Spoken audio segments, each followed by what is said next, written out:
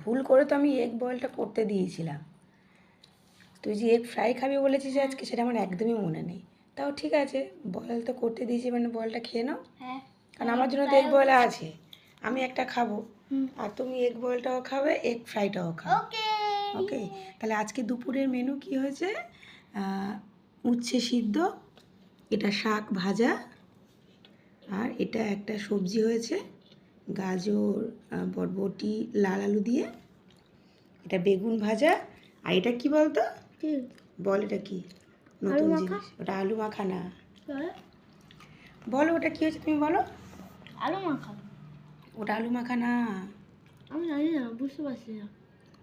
এটা ভাতের মধ্যে, সাদা রুমালের মধ্যে ডাল দিয়ে সিদ্ধ করা। ডাল সিদ্ধ এটাকে বলে, মানে কড়াতে দিয়ে ডাল সিদ্ধ না। নর্মাল ডালের মতো দেখতে লাগছে তো, মানে দেখ ডাল মাখা ডাল মাখা কেমন টেস্ট। ভালো। ডাল সিদ্ধ সবসময় খাস বা সবজি ডাল খাস, আজকে ডাল সিদ্ধটা যা টেস্ট হবে না, অনেক দিন পর। ডালটাকে ভালো করে ধুয়ে কি করেছি জানিস? সাদা হ্যান্ডকাচিপ মানে রুমালে দিয়েছি, দিয়ে বেঁধেছি, বেঁধে আর ভাতের মধ্যে দিয়ে দিয়েছি।